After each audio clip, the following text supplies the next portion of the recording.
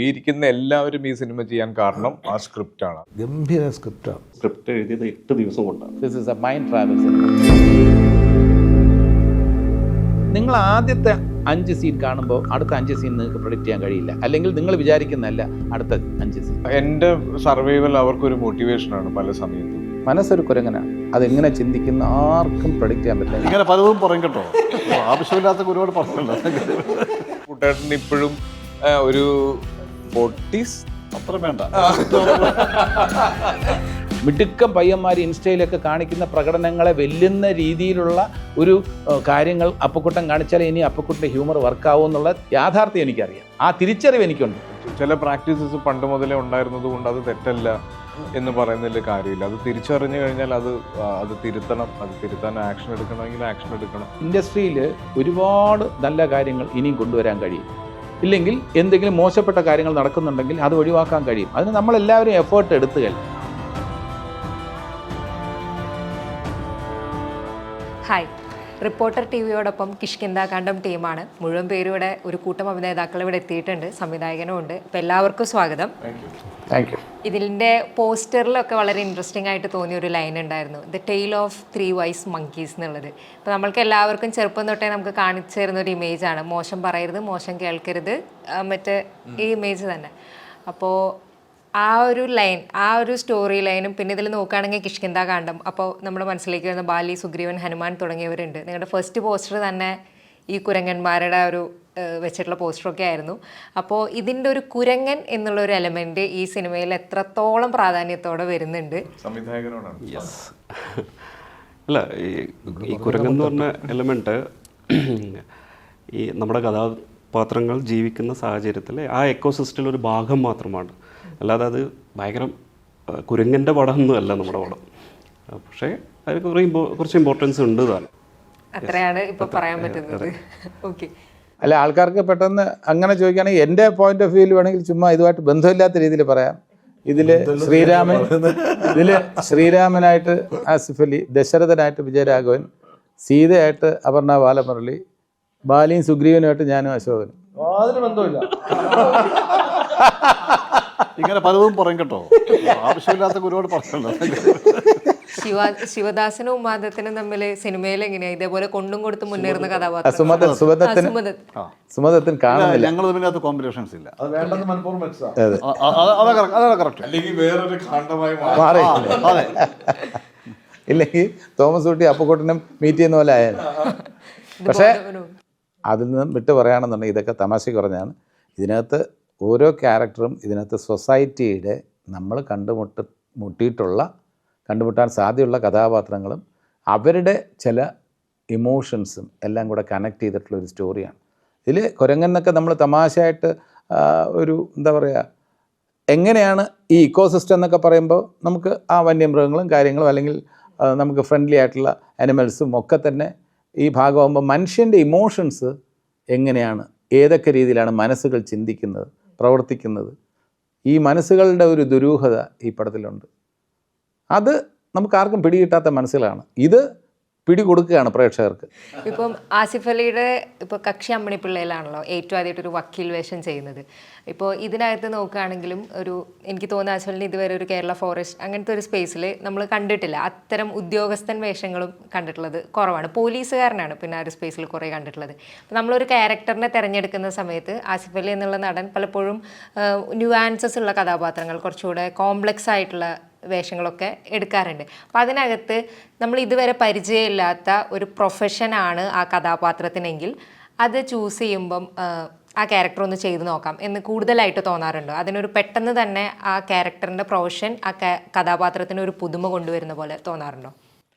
ഉറപ്പായിട്ടും ഉണ്ട്. നമ്മൾ ഈ പറയുന്ന പോലെ എപ്പോഴും കോമൺ ആയിട്ട് പറയുന്ന ഒരു പ്രൊഫഷൻ അല്ലാതെ മാറി ചിന്തിക്കുന്നത്. പിന്നെ ഈ സിനിമയുടെ മൊത്തത്തിലുള്ളൊരു ആംബിയൻസും മൂഡും ഒക്കെ ആയിട്ട് റിലേറ്റഡ് ആയിട്ടുള്ള ഒരു ജോലി കൂടിയാണ് എൻ്റെ സിനിമയിലുള്ളത്. പിന്നെ ഈ സ്ക്രിപ്റ്റ് എൻ്റെ ക്യാരക്ടറിനെ പറ്റി പറയുന്നതിനേക്കാൾ എനിക്ക് അപ്പുപിള്ളയുടെ ക്യാരക്ടറിനാണ് എക്സൈറ്റ്മെന്റ് കിട്ടിയത്. ട്രെയിലറിലും ആ ഒരു ഫീൽ. അതാണ്. എനിക്ക് ബാഹുൽ ആണ് ഇതിൻ്റെ സ്ക്രിപ്റ്റ് ചെയ്തിട്ടുള്ളത്, ഇതിൻ്റെ DOP ആണ് ബാഹുൽ. അപ്പോൾ ഇവർ വന്നിട്ട് ആദ്യം എൻ്റെ അടുത്ത് ഈ സിനിമ പറഞ്ഞു തുടങ്ങുമ്പോൾ ശരിക്കും നമ്മൾ ഈ സിനിമയെ ഫോളോ ചെയ്യുന്നത് അപ്പുപിള്ളയുടെ, എൻ്റെ അച്ഛൻ്റെ ക്യാരക്ടർ എന്നാണ്. ആ അച്ഛനെ വളരെയധികം സ്നേഹിക്കുന്ന ബഹുമാനിക്കുന്ന അച്ഛൻ്റെ കൂടെ തന്നെ നിൽക്കുന്ന ഒരു മകനും മകൻ്റെ ഭാര്യയും ആ വീടിനോട് ചുറ്റുമുള്ള കുറേ കാര്യങ്ങളും നമ്മുടെ വീടുകളിലൊക്കെ നമ്മൾ മാത്രം അറിയുന്ന കുറേ കാര്യങ്ങളുണ്ട്. അപ്പോൾ ആ കാര്യങ്ങളുടെ ഡെപ്ത് കൂടിയും കുറഞ്ഞും ഒക്കെയാണ് ഇരിക്കുക. ഈ വീട്ടിൽ സംഭവിക്കുന്ന കുറേ കാര്യങ്ങളും സംഭവിച്ച കുറേ കാര്യങ്ങളും ഇതിനെ ചുറ്റിപ്പറ്റിയുള്ള ആളുകളും അങ്ങനെയൊക്കെ വരുന്ന ഒരു കോംപ്ലിക്കേഷൻ ഉണ്ട്. അപ്പോൾ അതിനെ ബേസ് ചെയ്തിട്ടാണ് ബാഹുലി സ്ക്രീൻ പ്ലേ ഡെവലപ്പ് ചെയ്തത്. ഞാനിത് വായിച്ചു തുടങ്ങുന്ന സമയത്ത് ഈ അപ്പുപിള്ളയുടെ കൂടെ നമുക്ക് ട്രാവൽ ചെയ്ത് തുടങ്ങുമ്പോൾ ഇതൊരു ഫാമിലി സിനിമയിൽ നിന്ന് മാറി ഒരു ത്രില്ലർ സ്വഭാവത്തിലേക്ക് പല സമയത്തേക്കും പോകുന്നുണ്ട്. ആളുകൾക്ക് ഒരു എക്സൈറ്റ്മെൻറ്റ് ഉണ്ടാക്കുന്ന, ഒരു edge of the seat experience കൊടുക്കുന്ന കുറേ സിറ്റുവേഷൻസ് ഇതിൻ്റെ അകത്തുണ്ട്. പല സമയത്ത് നമ്മൾ മനസ്സിലാക്കിയതിൽ നിന്ന് ഭയങ്കരമായിട്ട് ഡൈവേർട്ട് ചെയ്ത് പോകുന്ന ഡെവലപ്മെൻറ്റ്സ് ഉണ്ടാകുന്നുണ്ട്. അപ്പോൾ സ്ക്രീൻ പ്ലേ തന്നെയാണ് എന്നെ ഈ സിനിമയിലേക്ക് എനിക്ക് ഏറ്റവും കൂടുതൽ എക്സൈറ്റ്മെൻറ്റ് തന്നത്. കാര്യം നമ്മൾ ഇതിൻ്റെ പല സിനിമയും നമ്മൾ സ്ക്രിപ്റ്റ് വായിക്കുന്ന സമയത്ത് ആളുകൾ പറയും ഇത് സ്ക്രിപ്റ്റ് ഒരു ജഡ്ജ്മെൻറ്റിന് മാത്രമാണ്, മേക്കിങ്ങിലാണ് ഞങ്ങളിത് പറയും. പക്ഷെ ഇതങ്ങനെയല്ല, ഇത് സ്ക്രീൻ പ്ലേയിലാണ് എല്ലാവരും ഇരിക്കുന്ന എല്ലാവരും ഈ സിനിമ ചെയ്യാൻ കാരണം ആ സ്ക്രിപ്റ്റാണ്. അത് ഒറ്റ ഇരിപ്പിന് വായിച്ച് തീർത്ത് അല്ലെങ്കിൽ ആ സ്ക്രിപ്റ്റ് മൊത്തമായിട്ട് കാണാതെ പഠിച്ചവരാണ് എല്ലാവരും. അതുമാത്രമേ ഒന്ന് പറയുക, ആ സ്ക്രിപ്റ്റ് എഴുതിയത് 8 ദിവസം കൊണ്ടാണ്. 8 days. 8 ദിവസം കൊണ്ട് ബാഹുലി എഴുതിയ സ്ക്രിപ്റ്റാണിത്. അതും പുറകോട്ടാണ് എഴുതിയത്. ആദ്യം ക്ലൈമാക്സിലാണ് എത്തിയത്, അവിടെ നിന്ന് പുറകോട്ട് സ്ക്രിപ്റ്റ് ഡെവലപ്പ് ചെയ്യുമായിരുന്നു. ബാഹുല് പ്രത്യേകിച്ച് പറയുവാണെങ്കിൽ കോവിഡ് ടൈമിലാണ്, ഒരു പണിയില്ലാതെ എല്ലാവരും ഇരിക്കുന്ന സമയത്ത് ബാഹുൽ ഒരു 3-4 സ്ക്രിപ്റ്റുകൾ വർക്ക് ചെയ്തു. അപ്പം നമ്മൾ തമ്മിലൊരു ഫ്രണ്ട്ലി കോൺവെർസേഷൻ ഉണ്ടായി. ഞാൻ പയ്യന്നൂർ കൊത്തിൻ്റെ ഷൂട്ടിംഗ് ലൊക്കേഷനിൽ, ബാഹുല് പയ്യന്നൂരിൽ നിന്നാണ്. അപ്പം എന്നെ വിളിച്ചിട്ട് ഇങ്ങനെ അസിക ഞാനിവിടെ ഉണ്ട്, ഫ്രീ ഉള്ളപ്പോൾ നമുക്കൊന്ന് കാണാം, ഞങ്ങളൊരു സബ്ജക്റ്റ് പറയാം എന്ന് പറഞ്ഞു. അപ്പോൾ നല്ല ഭയങ്കര ഇൻട്രസ്റ്റിംഗ് ആയിട്ടുള്ള സിനിമാ ചർച്ചകൾ എപ്പോഴും ബാഹുലുമായിട്ടും ഡിജിത്തായിട്ടും ഉണ്ടാവാറുണ്ട്. കക്ഷി അമ്മിണിപ്പിള്ള എൻ്റെ വളരെ ഫേവറേറ്റ് സിനിമകളിൽ ഒന്നാണ്. എനിക്ക് ഇഷ്ടപ്പെട്ട ഒരു രാഷ്ട്രീയം പറയുന്ന ഒരു സിനിമയാണ്. പക്ഷെ അത് അന്ന് അത്ര ശ്രദ്ധ നേടിയില്ല. സിനിമ റിലീസായി പിന്നീടായിരുന്നു ആ സിനിമയെ പറ്റി ആൾ ഡിസ്കസ് ചെയ്തത്. അപ്പം അന്നു മുതൽ ഞാനും ഡിഞ്ചിയും ബാഹുലും പറഞ്ഞിട്ടുണ്ട്, നമ്മൾ ഇനിയൊരു സിനിമ ചെയ്യുമ്പോൾ അതിൻ്റെ മുകളിൽ നിൽക്കുന്ന ഒരു സിനിമയായിരിക്കണം, അത് അർഹിക്കുന്ന രീതിയിൽ തന്നെ എത്തിക്കാൻ പറ്റുന്ന ഒരു പ്രൊഡക്ഷൻ ടീമിൻ്റെ കൂടെ ആയിരിക്കണം. അപ്പം അങ്ങനെ കുറേ നീണ്ടുപോയി. ഇതുപോലെ കോവിഡ് കഴിഞ്ഞൊരു സമയത്ത് വന്ന് എൻ്റെ അടുത്ത് ഒരു എലമെൻറ്റ് എന്നുള്ള ഒരു തോട്ട് പറഞ്ഞു. ഞാൻ പറഞ്ഞു എനിക്കിത് മൊത്തം കേൾക്കണം എന്ന് പറഞ്ഞു. അങ്ങനെ മൊത്തം കേട്ട് അന്ന് രാത്രി തന്നെ നമ്മൾ ഈ സിനിമ ചെയ്യാം എന്ന് തീരുമാനിച്ചു. അപ്പോൾ അതിൽ എൻ്റെ ക്യാരക്ടറിനേക്കാളും അപർണയുടെ ക്യാരക്ടറിനേക്കാളും ഒക്കെ നമുക്ക് ഈ ഫുൾ സ്ക്രീൻ പ്ലേ വായിച്ച് കഴിഞ്ഞപ്പോൾ എല്ലാവരും ഇങ്ങനെ ഇരുന്ന് അച്ഛൻ ആര് ചെയ്യും എന്നുള്ളത്. അപ്പോൾ അതിലേക്ക് എത്തിപ്പെട്ട് കുട്ടേട്ടനിലേക്ക് എത്തിക്കഴിഞ്ഞപ്പോഴാണ് ഞങ്ങൾക്ക് ആ കോൺഫിഡൻസ് കിട്ടിയത്. കാര്യം കുട്ടേട്ടന് നമുക്ക് ഏത് പ്രായവും കാണിക്കാം സിനിമയിൽ. ഞാൻ പൂക്കാലം റിലീസായി, അതെ, ഈ 2 സിനിമകളും കണ്ടതിന് ശേഷമാണ് ഞാൻ കുട്ടേട്ടൻ്റെ കൂടെ ജോയിൻ ചെയ്യുന്നത് ലൊക്കേഷനിൽ. അപ്പോൾ കാണുമ്പോൾ ഞാൻ പൂക്കാലം കണ്ട എക്സൈറ്റ്മെന്റിലാണ് കുട്ടേട്ടനെ കാണുന്നത്. അപ്പം അത് ഇപ്പം നേരെ ഷേവ് ചെയ്ത് കൊണ്ടിറക്കി കഴിഞ്ഞാൽ കുട്ടേട്ടന് ഇപ്പോഴും ഒരു 40s അത്ര വേണ്ട.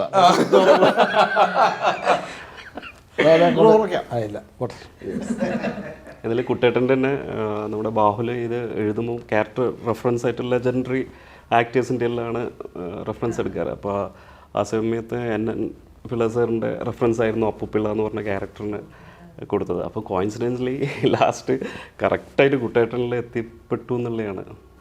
ഇപ്പോൾ ഈ അപ്പുപിള്ള എന്നുള്ള കഥാപാത്രത്തെക്കുറിച്ച് എല്ലാവരും അത്രയും നിറയെ സംസാരിച്ച് കഴിഞ്ഞു. അപ്പോൾ അപ്പുപിള്ളയെ അവതരിപ്പിച്ച വ്യക്തിയാണ്. അപ്പോൾ താങ്കൾക്ക് എന്താണ് ആ കഥാപാത്രത്തെ പറ്റി പറയാനുള്ളത്? ഈ ട്രെയിലർ കണ്ട സമയത്ത് എനിക്കും പേഴ്സണലി തോന്നിയത് ഇയാളുടെ മുറിയിൽ എന്താണെന്ന് അറിയണം, അതിന് വേണ്ടിയിട്ട് നമുക്ക് ആ സിനിമ കാണാൻ പോകണം എന്നുള്ളൊരു ഭയങ്കര ആഗ്രഹം ഫീൽ ചെയ്തു. അതിൻ്റെ ഒരു നിഗൂഢത മുഴുവനുണ്ടല്ലോ. പിന്നെ നമ്മൾ ഈ പലപ്പോഴും കേൾക്കുന്ന കഥകളിൽ ആൾക്ക് പറയുന്നൊരു ആൾ പിന്തുടരുന്ന ഒരു രാഷ്ട്രീയ പ്രസ്ഥാനമായിട്ട് ബന്ധപ്പെട്ടിട്ടുള്ള കാര്യം, ആ എൻറ്റയർ ഈ അടുത്ത് കണ്ടതിൽ വളരെ രസമുള്ളൊരു ട്രെയിലറായിരുന്നു. ലൈക്ക് ഒരു കാണാൻ ആഗ്രഹം തോന്നിപ്പിക്കുന്ന ഒരു ട്രെയിലർ ഉണ്ടല്ലോ, അങ്ങനത്തെ ഒരു ഫീൽ തന്നിരുന്നു. അപ്പോൾ അതിനകത്ത് ആ ട്രെയിലറിനകത്ത് ആ സിനിമ കാണാൻ ഏറ്റവും ആഗ്രഹം തോന്നിപ്പിച്ച ഒരു കഥാപാത്രമാണ് അപ്പുപിള്ള. അപ്പോൾ എന്താണ് അപ്പുപിള്ളയെ പറ്റിയിട്ട് അവതരിപ്പിച്ച നടന് പറയാനുള്ളത്? അല്ല, എനിക്കും ഈ സിനിമയിൽ അഭിനയിക്കാനുള്ള അവസരം കിട്ടില്ല. ഏറ്റവും സന്തോഷം തോന്നിയ സ്ക്രിപ്റ്റ് ആണ് എൻ്റെ ഏറ്റവും വലിയ ഹൈലൈറ്റ്. ഒരു ഗംഭീര സ്ക്രിപ്റ്റാണ്. നമ്മൾ കുറേ സ്ക്രിപ്റ്റുകൾ വായിച്ചിട്ടുണ്ടല്ലോ, എങ്കിലും ഞാൻ അടുത്ത കാലത്ത് അഭിനയിച്ച സിനിമകളിൽ ഗംഭീര സ്ക്രിപ്റ്റാണ്. എന്തായിരുന്നു ഒരു ഭയങ്കര ഹൂക്കിംഗ് എലമെന്റ് സ്ക്രിപ്റ്റ്? എന്താണ്? അല്ല, ഈ സ്ക്രിപ്റ്റിലെ ആ ക്യാരക്ടർ ഒരു ഭയങ്കര നിഗൂഢതയുള്ള ഒരു ക്യാരക്ടറാണ്. ഇതിനൊക്കെ ഉപരിയായിട്ട് ഒരു അച്ഛൻ മകൻ കഥയുള്ള സിനിമയാണ്. ഇതിനകത്ത് ഒരു അണ്ടർകറണ്ട്, അച്ഛനും മകനും തമ്മിലുള്ളൊരു ഭയങ്കര ബോണ്ടുണ്ട്. അത് പക്ഷേ അതൊക്കെ റിവീലാകുന്ന പിന്നീടേ ഉള്ളൂ. സിനിമയിലൊന്നും കണ്ടുകൊണ്ടിരിക്കാൻ നമുക്കങ്ങനെ മനസ്സിലാവില്ല. അപ്പോൾ എനിക്കെപ്പോഴും ഇഷ്ടമാണ് ഈ അച്ഛൻ മകൻ പടം. ഞാൻ പലപ്പോഴും ആസിഫിനോട് പറഞ്ഞു നമുക്ക് അങ്ങനത്തെ കഥ ചെയ്യണം, അച്ഛൻ മകൻ ഭയങ്കര, അത് എന്നും സിനിമയിൽ ആൾക്കാർക്ക് ഇഷ്ടമുള്ളതാണ്. എന്നും ഹിറ്റായ പല പടങ്ങളുടെ നോക്കിക്കഴിഞ്ഞാൽ അതിൻ്റെയൊക്കെ കഥകൾ മിക്കവാറും അച്ഛൻ മകൻ കഥകളാണ്. പിന്നെ ഇതൊരു ഭയങ്കര ഡിഫറെൻ്റ് ആയിട്ടുള്ള ക്യാരക്ടറാണ്. ഒരു പറഞ്ഞു കഴിഞ്ഞാൽ കുഴപ്പമാണ്. അതുകൊണ്ട് ഇങ്ങനെ മിണ്ടിപ്പോൾ ഇങ്ങനെ പറഞ്ഞിട്ടാണ് കയറ്റിയിരിക്കുന്നത്. അപ്പോൾ അത് പറഞ്ഞാൽ എൻ്റെ ഒരു, പക്ഷേ എപ്പോഴും ഭയങ്കരമായിട്ട് ആകാംക്ഷയോടുകൂടി ഓരോ നിമിഷവും ആൾക്കാർ ഇങ്ങനെ മുൾമുനയിൽ നിൽക്കുന്ന, ഇങ്ങനെ അടുത്തെന്താന്ന് ഇങ്ങനെ തോന്നലുണ്ടാക്കുന്ന രീതിയിലാണ് കഥ പറച്ചത്. ഇപ്പോൾ ഈ ബാഹുല 8 ദിവസം കൊണ്ട് കഥ എഴുതിയെന്ന് പറഞ്ഞില്ലേ, പക്ഷേ 8 ദിവസം കൊണ്ടൊന്നല്ല, അങ്ങയുടെ മനസ്സിൽ കൃത്യമായൊരു സിനിമയുണ്ട്. പ്രത്യേകിച്ച് അതിൻ്റെ സിനിമാറ്റോഗ്രാഫറാണ് അദ്ദേഹം. അപ്പോൾ ഒരു വിഷ്വലോട് കൂടി തന്നെ അങ്ങയുടെ മനസ്സിൽ ആ ഫുൾ വന്ന ശേഷം കടലാസേക്ക് പകർത്താൻ വേണ്ടി 8 ദിവസം എടുത്തു എന്നേ ഉള്ളൂ. അല്ലാതെ ആ 8 ദിവസം കൊണ്ടല്ല സ്ക്രിപ്റ്റ്, അത് വർഷങ്ങൾ കൊണ്ടായിരിക്കും. അല്ലെങ്കിൽ അങ്ങനെ ഉണ്ടാവില്ല. അത്ര ഈ കണക്ട് ചെയ്ത് ഇങ്ങനെ കോർത്ത് പോകേണ്ട ഭംഗിയുള്ളൊരു ഒരു മാലയാണ്. അതിനകത്തൊരു മുത്ത് പോലും അങ്ങോട്ടും മാറിയാൽ തെറ്റും, ചെറിയൊരു മാറ്റം വന്നാൽ ഇത് പാളിപ്പോവും. അപ്പോൾ അത്ര നിശ്ചയത്തോടുകൂടിയുള്ള സാധനം, അല്ലാതെ ഒറ്റ സ്ട്രെച്ചിൽ എഴുതാൻ പറ്റില്ല. അത് അങ്ങനെ തീർച്ചയായിട്ടും അദ്ദേഹത്തിൻ്റെ മനസ്സിൽ ഫുൾ സിനിമയുണ്ട്. പകർത്തിയത് 8 ദിവസം കൊണ്ടാണെന്ന് പറഞ്ഞാൽ മതി. പക്ഷേ ഗംഭീര സ്ക്രിപ്റ്റാണ്. ഇപ്പോൾ വെബ് സീരീസുകളുടെ കാലമാണ്. അപ്പോൾ എനിക്ക് തോന്നുന്നത് മലയാളത്തിൽ വെബ് സീരീസുകൾ ഇറങ്ങിയിട്ടുള്ളതിൽ ഏറ്റവും പ്രിയപ്പെട്ട കഥാപാത്രങ്ങളെ അവതരിപ്പിച്ചിട്ടുള്ള നടനാണ്. ഇപ്പോൾ കേമൻ സോമനാണ് ഇപ്പോൾ ഇതുവരെ മലയാളത്തിൽ ഇറങ്ങിയിട്ടുള്ള ഇത് മോസ്റ്റ് ഫേവറേറ്റ് ക്യാരക്ടർ എല്ലാവർക്കും. ഇത്രയും പോസിറ്റിവിറ്റി എങ്ങനൊരു ക്യാരക്ടറിനെന്ന് അറിയില്ല. അതിൻ്റെ എല്ലാ നിഷ്കളങ്കതയോടും കൂടി അത്രയും സ്വീറ്റ് ആയിട്ടാണ് ഞങ്ങൾ പെർഫോം ചെയ്തിട്ടുള്ളത്. അതുപോലെ തന്നെ മാസ്റ്റർ പീസിലെ ആ ഒരു ഇച്ചിരി മുറുക്കക്കാരനൊക്കെ ആണെങ്കിലും അങ്ങനത്തെ ഒരു അച്ഛൻ വേഷം നമ്മൾ നോക്കുമ്പം താങ്കളുടെ കരിയറിൽ ഈ അനന്തരം പോലെയുള്ള സിനിമകളുണ്ട്. ആ കാലത്ത് അന്ന് പുതുമയും വ്യത്യസ്തമൊക്കെ പറഞ്ഞ സിനിമകളിലാണ്. അതിലൂടെ ആ ചെറുപ്പത്തിൽ ആ ഒരു ഓണറിനെ പിടിക്കുകയും അതിൽ പ്രഗത്ഭനാവുകയും ചെയ്തു. അതിനുശേഷം മെയിൻ സ്ട്രീമിൽ സിനിമകൾ വന്നു. ഇപ്പോൾ വെബ് സീരീസ് എന്നുള്ള മലയാളത്തിൽ ഒരു പുതിയ ഒരു കൾച്ചർ, സിനിമാ കൾച്ചർ വരുമ്പോൾ അതിൻ്റെയും തലപ്പത്തിരിക്കാൻ സാധിക്കുന്നു. എങ്ങനെയാണ് ഇങ്ങനെ കാലത്തിനൊപ്പം ഓടാൻ കഴിയുന്നത്? അത് നമ്മളെ ഓടിപ്പിക്കുക ന്യൂ ജനറേഷനാണ്. ന്യൂ ജനറേഷൻ്റെ കൂടെ പോയിക്കൊണ്ടിരിക്കുന്നതല്ല. പിന്നെ ഇതുപോലുള്ള വൻ താരങ്ങളുള്ള അത് ഇടയ്ക്ക് ഞാൻ പറഞ്ഞിട്ട് ഈ ആ പടത്തിന് അല്ല വെബ് സീരീസിൽ ഞാനും ഉണ്ടല്ലോ. എൻ്റെ അടുത്ത കഥ ഒന്ന് പറഞ്ഞു.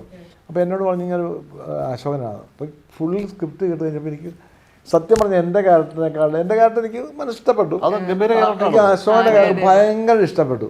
എന്നിട്ട് അത് കഴിഞ്ഞ് ഇങ്ങനെ ബാക്കി കുറച്ച് ദിവസം കഴിഞ്ഞപ്പോൾ എന്നെ വിളിച്ചാൽ പറഞ്ഞു ഇങ്ങനെ അശോകൻ്റെ പ്രശ്നമുണ്ട്, ഡേറ്റിൻ്റെ പ്രശ്നമുണ്ട്, പുള്ളി വേറെ എന്തോ സിനിമയോ. പിന്നെ എന്നോട് പറഞ്ഞു, ഞാൻ പറഞ്ഞല്ല എങ്ങനെയെങ്കിലും അശോകൻ അഭിനയിക്കണം, ഇത് അശോകൻ മാത്രം അഭിനയിക്കേണ്ടതാണെന്ന് പറഞ്ഞു. പിന്നെ അവർ പറഞ്ഞു, പിന്നെ അങ്ങനെ ഒരു 2 പ്രാവശ്യം ഞാൻ അവരോട് പറഞ്ഞു വേറെ ആരെയും നിങ്ങൾ അന്വേഷിക്കേണ്ട, ഇത് അശോകൻ ചെയ്യണം എന്ന് പറഞ്ഞു. ശരിക്കും പറഞ്ഞാൽ ഞാൻ ആ സീനൊക്കെ പലപ്പോഴും അഭിനയിക്കുമ്പോൾ ഞാൻ അന്തം വിട്ട് ചിരിച്ചിട്ടുണ്ട്. ഒരു നമ്മുടെ മനസ്സിൽ ഒരു അതിനപ്പുറമാണ് അശോകൻ ചെയ്തിരിക്കാൻ കാരണം. ഈ കേമൻ സോമനെ പറ്റിയിട്ട് ഇപ്പം നമുക്ക് ഒരു കഥാപാത്രത്തെ മനസ്സിലാക്കണമല്ലോ. അപ്പോൾ മനസ്സിലാക്കാൻ പറ്റിയിരുന്നു കേമൻ സോമനെ എവിടെ നിന്നാണ് ഇത്രയധികം പോസിറ്റിവിറ്റി കിട്ടണതെന്ന് അറിഞ്ഞാൽ കൊള്ളാം. അത് ചെയ്ത് പുറത്ത് വരുമ്പോഴാണ് അതിൻ്റെ ഒരു പോസിറ്റിവിറ്റി കൂടുതൽ അറിയുന്നതൊക്കെ. ഇവർ ഡയറക്ടറും സ്ക്രിപ്റ്റ് റൈറ്ററൂടെ പിന്നെ പ്രവീണും ദീപും എൻ്റെ ക്യാരക്ടറിൽ നേരിട്ട് സംസാരിച്ച് അതിലെ സബ്ജക്റ്റ് എല്ലാം പറഞ്ഞു. എനിക്കപ്പം തന്നെ ഒരു താല്പര്യം വിശ്വാസം തോന്നിയിരുന്നു. പക്ഷെ ചെയ്ത് കഴിഞ്ഞപ്പോഴാണ് അത് കൂടുതൽ അത്രയും ഒരു എന്താണ് പറയുന്നത്, ആൾക്കാർക്ക് ഇടയിലൊരു ഭയങ്കരമായ ഒരു അഭിപ്രായം വരുമെന്നുള്ള അത്രയും കാരണം ഇത് ആ ഒരു വെബ് സീരീസും പോപ്പുലറായി വളരെ ഹിറ്റായി. ഈ ക്യാരക്ടറിനും നല്ല അഭിപ്രായം ഉണ്ടായി. പിന്നെ അതിങ്ങനെ എന്താണ് ഒരു സ്റ്റാറ്റസ് ആണല്ലോ അല്ലേ വന്നിരിക്കുന്നത് ഈ ക്യാരക്ടറില്ല അല്ലേ പലരും. അപ്പം അതൊക്കെ നമുക്ക് ഒരുപാട് ഗുണം ചെയ്തു വാസ്തവത്തിൽ. പിന്നെ ഇപ്പം എല്ലാം ചെയ്യുന്നതെല്ലാം പുതിയ ന്യൂ ജനറേഷനിലൂടെയാണ് സിനിമകളെല്ലാം ഇപ്പോൾ ചെയ്തുകൊണ്ടിരിക്കുന്നത്. ഇപ്പോൾ ചെയ്യുന്ന എല്ലാം പുതിയ ഡയറക്ടറും അല്ലെങ്കിൽ ഇപ്പോൾ അടുത്ത സമയത്ത് വന്ന ഡയറക്ടർമാരും സ്ക്രിപ്റ്റ് റൈറ്റേഴ്സും നടന്മാരും ഒക്കെ അതൊക്കെ നമ്മൾ ഈ 45-46 വർഷമായിട്ട് കിട്ടുന്ന ഒരു അതിൻ്റെ ഒരു പഴയതിൻ്റെ ഒരു പരീക്ഷയാണെന്ന് പറയാം. അതൊരു ഭാഗ്യമായിട്ട് കരുതാണ്, ദൈവാധീനമാണ്, വേറെ ഒന്നുമില്ല. അങ്ങനെ ഓടിക്കൊണ്ടിരിക്കുന്നു. എനിക്ക് പലപ്പോഴും ഫീൽ ചെയ്തിട്ടുണ്ട് ഇവരോട്. ഇപ്പം അശോകേട്ടനാണെങ്കിലും ജഗദീഷ് ചേട്ടൻ ഒരു സമയം വരെ ചില ക്യാരക്ടേഴ്സ് പറയാൻ പോകാൻ പുതിയ ജനറേഷനിലെ ആളുകൾക്ക് ഒരു ടെൻഷൻ ഉണ്ടായിരുന്നു. അവർക്ക് അതെങ്ങനെ ഇഷ്ടപ്പെടും? ഇപ്പോൾ ഒരു ജഗദീഷ് ചേട്ടൻ്റെ അടുത്തൊരു നെഗറ്റീവ് ക്യാരക്ടർ പറയാൻ ആദ്യകാലത്തൊക്കെ ഈ ഞങ്ങളുടെ ജനറേഷനിലെ ആദ്യ സംവിധായകർക്കൊക്കെ ഒരു മടി ഉണ്ടായിരുന്നു. പക്ഷെ ഇവർ ചൂസ് ചെയ്യുന്ന ക്യാരക്ടേഴ്സും ഇവരുടെ പെർഫോമൻസസും കണ്ടു കഴിയുമ്പോൾ നമുക്കിപ്പോൾ എക്സൈറ്റ്മെന്റ് ആണ് വരുന്നത്. ഇവർ നമ്മൾ കാണാത്തൊരു ക്യാരക്ടർ. ഇപ്പോൾ കാപ്പയിലേക്ക് വരുമ്പോൾ ജഗദീഷ് ചേട്ടൻ എനിക്ക് തോന്നുന്നത് അത്രയും അരഗൻ്റ് ആയിട്ടുള്ള ഒരു ക്യാരക്ടർ അടുത്തൊന്നും ജഗദീഷ് ചേട്ടൻ ചെയ്തിട്ടില്ല. ഇപ്പം അതുപോലെ തന്നെ ഇവർ ഇപ്പോൾ സെലക്ട് ചെയ്യുന്ന ക്യാരക്ടേഴ്സും സിനിമയിൽ വരുന്നതും ഒക്കെ, അപ്പോൾ അത് ഇവരുടെ പെർഫോമൻസസും കൂടെ വരുമ്പോൾ സിനിമകൾക്ക് ഉണ്ടാകുന്ന ഒരു ഹൈലൈറ്റും ഉണ്ട്. ഇപ്പോൾ ഈ 40 വർഷമായി സിനിമയിൽ, അതെല്ലാവരും മലയാള സിനിമയിൽ ഇങ്ങനെ ആഘോഷിച്ചുകൊണ്ടിരിക്കുകയാണ്. അപ്പോൾ മലയാള സിനിമയുടെ ഒരുപാട് കാലഘട്ടങ്ങളും അതിനകത്ത് തന്നെ നടനായും നായകനായും സ്ക്രിപ്റ്റിലും എല്ലാ സിനിമയുടെ എല്ലാ സകല മേഖലകളിലും ഒക്കെ കൈവച്ച് കഴിഞ്ഞു. അപ്പം എന്നാൽ ഇപ്പോൾ ഈ പറഞ്ഞതുപോലെ ആസിഫ് സൂചിപ്പിച്ചതുപോലെ തന്നെ നമ്മളെല്ലാവരും എക്സൈറ്റഡ് ആയിട്ട് ഇപ്പോഴും ജഗദീഷ് എന്നുള്ള നടൻ ഇനി അടുത്ത സിനിമയിൽ എന്തായിരിക്കും പെർഫോം ചെയ്യുക എന്നറിയാൻ നമുക്ക് എല്ലാ തലമുറയിലുള്ളവർക്കും ഒരുപോലെ ഒരു ആഗ്രഹമുണ്ട്. എല്ലാ അഭിനേതാക്കളെ സംബന്ധിച്ച് മേ ബി അടുത്ത സമീപകാല സിനിമകൾ നോക്കുമ്പോൾ നമുക്ക് ജഗദീഷിനെ സംബന്ധിച്ചിട്ടാണ് അത് ഏറ്റവും കൂടുതൽ തോന്നുന്നത്. അപ്പോൾ ഈ സിനിമയിലൊക്കെ വരുന്ന സമയത്ത് ഞാൻ മുൻപ് ഇപ്പോഴും വായിച്ചിട്ടുണ്ട്, സൂപ്പർ സ്റ്റാർ ആവണമെന്നുള്ളൊരു ആഗ്രഹമൊക്കെ മനസ്സിലുണ്ടായിരുന്നു എന്നെല്ലാം ഉണ്ട്. അപ്പം ഏതെങ്കിലും ഒരു ഘട്ടത്തിൽ നമ്മളിങ്ങനെ ലൈഫ് പ്ലാൻ ഔട്ട് ചെയ്യുന്ന സമയത്ത് ഈ ഘട്ടത്തിന് ശേഷം ഞാൻ ഇങ്ങനത്തെ മറ്റൊരു ഷിഫ്റ്റ് എടുക്കും, ഞാൻ സിനിമയിലൊരു ഒരു ബോധപൂർവ്വം ഒരു ഷിഫ്റ്റ് എടുക്കുന്നൊക്കെ കരുതിയിരുന്നോ, അല്ലെങ്കിൽ ഒരു മേ ബി വേറെ എന്തെങ്കിലും കാരണങ്ങൾ കൊണ്ടാണ് ഇങ്ങനെ ഒരു ഷിഫ്റ്റിലേക്ക് എത്തിയത്? അല്ല, എൻ്റെ മനസ്സിൽ ഒരു കാലത്തും സൂപ്പർ സ്റ്റാർ എന്നുള്ളൊരു ഇമേജ് വന്നിട്ടില്ല. എൻ്റെ മനസ്സിൽ ഞാൻ വിചാരിച്ചിരുന്നത് ഒരു 5-6 സീൻ അഭിനയിക്കുന്ന ഒരു 2-3 സിനിമകളിൽ വർഷത്തിൽ അഭിനയിക്കുന്ന ഒരു കോളേജ് അധ്യാപകൻ. അതായിരുന്നു എൻ്റെ മനസ്സിലുള്ള, ഞാൻ വിചാരിച്ചിരുന്നത് അങ്ങനെയാണ്. അതിനുശേഷം കൂടുതൽ അവസരങ്ങൾ കിട്ടിയപ്പോൾ ആ അധ്യാപനം ഇനി കണ്ടിന്യൂ ചെയ്യാൻ പറ്റിയില്ല. അപ്പോൾ പോലും ഞാൻ നായകനാവുമെന്ന് സ്വപ്നത്തിൽ വിചാരിച്ചിട്ടില്ല. കാരണം ഞാൻ കണ്ണാടിയിൽ എൻ്റെ മുഖം നോക്കാറുണ്ട്. അപ്പോൾ പിന്നെ എനിക്ക് നായകനാവുമെന്ന് ഞാൻ ഒരിക്കലും വിചാരിച്ചിട്ടില്ല. അപ്പോൾ ഇൻഹരിയർ നഗർന്നൊരു ചിത്രം വന്നപ്പോൾ വേറൊരു അതിൻ്റെ സ്വീകാര്യത കാരണം ഇയാളെ നായകനാക്കിയാൽ എങ്ങനെ ഉണ്ടാവും നോക്കാമെന്ന് പരീക്ഷണം നടത്തിയാണ് ഡെനിച്ചാനൊക്കെ കൂടെ. അത് വിജയിച്ചത് കണ്ടപ്പോൾ 10-40ഓളം ചിത്രങ്ങളിൽ നായകനായി അഭിനയിച്ചു. അപ്പോൾ തന്നെയും ജഗദീഷിന് ചെയ്യാൻ പറ്റിയ ക്യാരക്ടേഴ്സാണ് ഞാൻ ചെയ്തിട്ടുള്ളത്. ഇപ്പോൾ സ്ഥലത്തെ പ്രധാന പയ്യൻസിൽ തന്നെ ഞാൻ അത്രയും വലിയ ഒരു സൂപ്പർ സ്റ്റാർ അല്ല, സൂപ്പർ ഹീറോ അല്ലെന്ന് ഡയലോഗ്സിലൂടെ തന്നെ രഞ്ജി പണിക്കർ എഴുതി വെച്ചു. എൻ്റെ ശബ്ദത്തിന് അത്ര ഗാംഭീര്യം ഉണ്ടായെന്ന്, എൻ്റെ ശബ്ദത്തിന് അത്ര ഗാംഭീര്യമുണ്ടെന്ന് നിങ്ങൾക്ക് തോന്നുന്നില്ലായിരിക്കാം എന്ന് പറയിച്ചിട്ടുണ്ട്. കാരണം വെച്ചെന്നാൽ സുരേഷ് ഗോപിയും മമ്മൂക്കയും ലാലും ഒക്കെ സംസാരിക്കുന്ന ആ ഒരു പവറിലോ എൻ്റെ ശബ്ദത്തിന് അത്രയും ഇല്ലെന്ന് രഞ്ജി പണിക്കർ തോന്നിയിട്ടുണ്ട്. അത് ജനത്തിന് തോന്നണ്ടെന്ന് എഴുതി എൻ്റെ പരിമിതി എന്നെ എൻ്റെ ക്യാരക്ടറിലൂടെ അറിയിച്ചിട്ടുണ്ട്. അപ്പോൾ അതൊക്കെ വന്ന് ഭവിച്ചതാണ്. ആ സമയത്ത് തന്നെ കുറച്ച് വെറൈറ്റി കിട്ടിയിട്ടുണ്ട്. ഭാര്യ, സ്ത്രീധനം, സ്ഥലത്തെ പ്രധാന പേയൻസ്, വെൽക്കം ടു കൊടൈക്കനാൽ, ഗൃഹപ്രവേശം, കുറേ വെറൈറ്റി കിട്ടി. അതിന് ശേഷമുള്ളൊരു ഫേസ് എൻ്റെ യഥാർത്ഥത്തിൽ ഞാൻ ആഗ്രഹിച്ച തരത്തിലുള്ള ഒരു റോൾസ് ഒന്നും എനിക്ക് കിട്ടിയില്ല. അപ്പോൾ എനിക്ക് കുറച്ച് ടി വിയിൽ കോൺസെൻട്രേറ്റ് ചെയ്യേണ്ടി വന്നു. കാരണം എനിക്ക് ആഗ്രഹിക്കുന്ന തരത്തിലുള്ള റോൾ കിട്ടുന്നില്ല. കാരണം ഈ ഹീറോ എന്നുള്ള ആ സമയവും കഴിഞ്ഞു, ക്യാരക്ടർ റോളിലോട്ടുള്ള ഷിഫ്റ്റിങ്ങും ആയില്ല. പിന്നെ ഞാൻ ടി വി ആശ്രയിച്ചു കുറേ നാൾ. അതിനുശേഷം ലീല എന്നൊരു സിനിമ വന്നത് എനിക്ക് ഭയങ്കര ഒരു അനുഗ്രഹമായി. ആ ലീല എന്നൊരു പടം വെച്ചിട്ടാണ് റോഷാക്ക് വന്നത്. ആ റോഷാക്കിന് നിസാം ബഷീറിനോട് എനിക്ക് പ്രത്യേകം നന്ദിയുണ്ട്. കാരണം നിസാം ബഷീർ അപ്പോൾ ലീല കണ്ടിട്ട് അതിൻ്റെ ഒരു ചൂട് പിടിച്ച് എൻറ്റയർലി ഡിഫറെൻ്റ് ആയിട്ടുള്ള ഒരു റോളിൽ എന്നെ കാസ്റ്റ് ചെയ്തു. അത് ഫോണിലൂടെ വിളിച്ച് ഡീറ്റെയിൽഡ് ആയിട്ടൊരു നറേഷൻ തന്നപ്പോൾ എനിക്ക് ഭയങ്കര സന്തോഷം തോന്നി. അപ്പോൾ അതിൽ അഭിനയിച്ചു. അതിന് ശേഷം എനിക്ക് കിട്ടിയ റോൾസ് എല്ലാം വ്യത്യസ്തമാണ്. ഇപ്പോൾ റോഷാക്കിലെ പോലീസുകാരനല്ല പുരുഷപ്രേതത്തിലെ, പിന്നെ കാപ്പയിലെ അധോലോകത്തിൻ്റെ ആളല്ല, പിന്നെ ഫാലിമയിലായിക്കോട്ടെ, ഗരുഡനായിക്കോട്ടെ, നേരായിക്കോട്ടെ, അങ്ങനെയുള്ള എല്ലാം ഡിഫറെൻ്റ് ആയിട്ടുള്ള ഗുരുവായൂർ അമ്പലനടയിൽ പൃഥ്വിരാജിൻ്റെ അച്ഛനായിട്ട് വന്നു. അങ്ങനെ വാഴയിൽ ഇപ്പം ഞാനൊരു അച്ഛൻ ചെയ്തിട്ടുണ്ട്. ആ അച്ഛൻ ഇതിൽ നിന്നുമൊക്കെ വ്യത്യാസം. ഒരു നടനെ കിട്ടുന്ന ഭാഗ്യം എന്ന് പറയുന്നത് വ്യത്യാസമുള്ള റോൾസ് അവനെ തേടിയെത്തുക എന്നുള്ളതാണ്. അത് നമ്മൾ എത്ര ഹാർഡ് വർക്ക് ചെയ്താലും ചിലപ്പോൾ കിട്ടണമെന്നില്ല, ചിലപ്പോൾ വന്ന് ഭവിക്കും. ഇങ്ങനൊരു പ്രോജക്റ്റ് പിന്നെ നമുക്ക് കിട്ടുന്ന ഞാൻ ഒരിക്കലും കരുതിയില്ല. ഇതിപ്പോൾ നമ്മൾ കക്ഷി അമ്മണിപ്പിള്ളയുടെ ആ സമയത്തൊക്കെ ഡബ്ബിങ്ങിൻ്റെ സമയത്ത് നമ്മൾ മീറ്റ് ചെയ്തിട്ടുണ്ട് പയ്യന്നൂർ വെച്ച്, ഇല്ലേ? അപ്പോൾ മീറ്റ് ചെയ്യുമ്പോൾ പോലും ഇങ്ങനെ ഒരു റോളിലോട്ട് എന്നെ കാസ്റ്റ് ചെയ്യുന്നുള്ളതൊന്നും അപ്പോൾ പ്രതീക്ഷയില്ലായിരുന്നു. അതിനുശേഷം വിജയിച്ച് ആ കക്ഷി അമ്മണിപ്പിള്ള എല്ലാ രീതിയിലും ശ്രദ്ധിക്കപ്പെട്ട് ഈ ചിത്രം പ്ലാൻ ചെയ്തപ്പോഴാണ് ഒരു ദിവസം കോൾ വന്നത്. അപ്പോൾ കോൾ വന്നപ്പോൾ ക്യാരക്ടറിനെ കുറിച്ച് കേട്ടപ്പോൾ എനിക്ക് വലിയ സന്തോഷം തോന്നി. ഒന്ന്, ഒരു team of very talented artist like Vijayaraghavan, Asif Ali, Aparna, then Ashokan, പിന്നെ സ്റ്റോറി നറേറ്റ് ചെയ്തപ്പോൾ എല്ലാവർക്കും ഇത് ചെയ്യാനുണ്ട്. ഇപ്പോൾ ഏറ്റവും ടഫ് റോൾ എന്ന് പറഞ്ഞാൽ ഇവരുടെ രണ്ടുപേരുടെയാണ്, ആസിഫിൻ്റെയും വിജയരാഘവൻ്റെയാണ്, കുട്ടൻ്റെയാണ് ഏറ്റവും ടഫ് റോൾസ്. കാരണം അതിനകത്ത് ആസിഫ് അച്ഛനാണ്, ദെൻ പിന്നെ ഭർത്താവാണ്, മകനാണ്. ഈ മൂന്നും ഗംഭീരമായിട്ട് ചെയ്താലേ ഈ പടം അതിനനുസരിച്ച് ഈ സിനിമ വർക്കാവും. അതേപോലെ വിജയരാഘവനെ സംബന്ധിച്ചിടത്തോളം മുത്തച്ഛനാണ്, മകനാണ്, ദെൻ വേറെ ഒരുപാട് കാര്യങ്ങൾ സൂക്ഷിക്കുന്ന, മനസ്സിൽ സൂക്ഷിക്കുന്ന ഒരു ഒരു ഒരു ഒരു ക്യാരക്ടറാണ്. അപ്പോൾ എല്ലാവരുടെയും മാനസികമായിട്ടുള്ള ഇമോഷൻസ് പ്രേക്ഷകരിലേക്ക് എത്തിക്കുക എന്ന് പറയുന്നത് ആക്ടിങ് സ്കില്ലെന്ന് പറയുന്നത്. അതിൽ നമ്മൾ പ്രകടമായി എഴുതി വെച്ചിട്ടുള്ള കാര്യങ്ങൾ അഭിനയിച്ച് ഫലിപ്പിക്കാൻ എളുപ്പമാണ്. ഇത് എഴുതി വയ്ക്കാത്ത കാര്യങ്ങൾ ഇതിനകത്ത് അഭിനയിക്കണം. എഴുതി വയ്ക്കാത്ത കാര്യങ്ങൾ, കാരണം മനസ്സിൻ്റെ സംഘർഷമാണ്. അതെങ്ങനെ എഴുതി വയ്ക്കും ആ സംഘർഷം? അല്ല, പലതും അഭിനയിക്കാൻ പറ്റില്ല നമുക്ക്. ഇപ്പൊ പറഞ്ഞില്ലേ, അത് ആത്മസംഘർഷങ്ങൾ ഒന്നും പ്രകടിപ്പിക്കാതെ പ്രകടിപ്പിക്കാത്തൊരു മനുഷ്യൻ അതെ, കൂടിയാണ് ഈ ഭാവത്തിൻ പരകോടിയിൽ പരം അഭാവത്തിൻ സ്വഭാവം വരാമെന്ന് പറയുമല്ലോ. ഭാവമില്ലാത്ത അങ്ങനത്തെ ഒരു അവസ്ഥ വരും. നിഷ്ക്രിയമായിരിക്കുകയാണെന്ന് തോന്നും. അത് കഴിഞ്ഞ് ഓവർ ഇമോഷൻസ് തോന്നും. അത് എന്തുകൊണ്ടെന്നുള്ളതാണ് ഈ പടത്തിൻ്റെ രസച്ചരട്. അത് നമ്മൾ ഡിസ്കസ് ചെയ്യുന്നത് ശരിയല്ല.